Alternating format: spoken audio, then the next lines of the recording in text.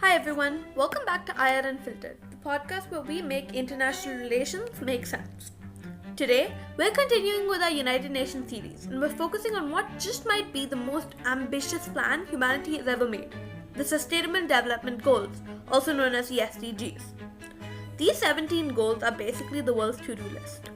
Launched in 2015, the SDGs are a call to action for countries to work together and create a better future for everyone, from ending poverty and hunger to ensuring clean water, clean energy, and even peace.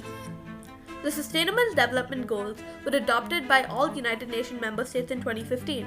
They replaced the Millennium Development Goals and expanded the focus to not just include poverty and hunger, but also environmental sustainability, gender equality, access to justice, and innovation. The 17 goals aim to be achieved by 2030. Some of them are no poverty, zero hunger, good health and well-being, quality education, clean water and sanitation, and climate action. There are many more, like building sustainable cities, reducing inequality. Now, while all of these sound incredible on paper, we're halfway to the 2030 deadline, and the big question is, how much progress have we actually made? In 2024, the world leaders met for COP29, the UN's 29th annual climate summit. These summits bring together countries to address the climate crisis, and here are some key outcomes. Countries reaffirmed the goal of limiting global warming to 1.5 degrees Celsius. Wealthier countries pledged more money to help vulnerable nations adapt to climate change. There was a push to phase out all fossil fuel subsidies and shift towards more renewable energy sources.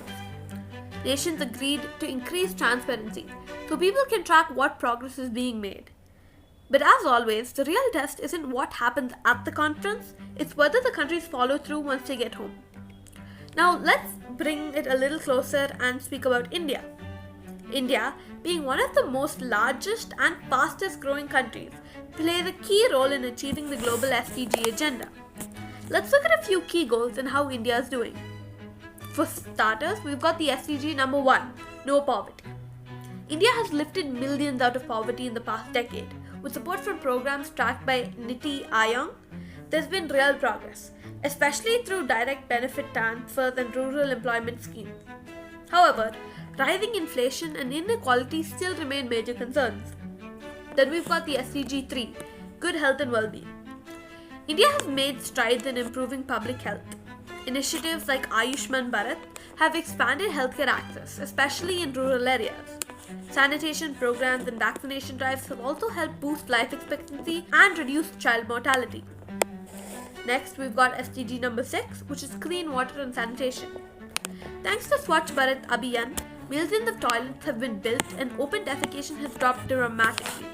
The Jal Jeevan mission is working to bring piped water to every single household. Then we've got the SDG 7, which is affordable and clean energy.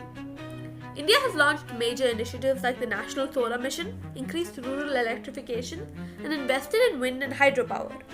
It's now one of the world's largest producers of renewable energy. Next up, we've got SDG 9, industry, innovation, and infrastructure. Massive investments are being made in digital connectivity, roads, and smart cities. India's startup ecosystem is booming, and schemes like Make in India are aimed at boosting innovation. Finally, we've got SDG 11, sustainable cities and communities. Urban planning is improving through initiatives like Smart Cities Mission, with a focus on cleaner transport, better waste management, and sustainable housing. But rapid urbanization also brings challenges, from pollution to housing shortages. Let's be honest, these goals are amazing, but they're also incredibly hard to achieve. The biggest roadblock, especially, is funding. Many countries, especially least developed countries or LDCs, don't have the financial resources to achieve the SDGs. That's why the UN is urging developed countries to provide more support through grants, fairer trade, and sustainable debt structures. Some of the challenges include lack of access to technology, political instability, climate-related disasters, and global inequality in education, healthcare, and infrastructure.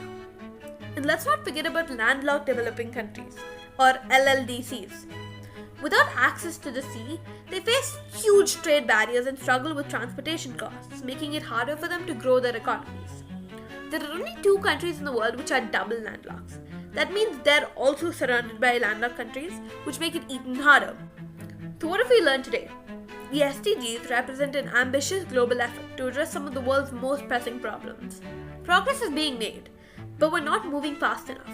As 2030 draws closer, the pressure starts to mount even higher.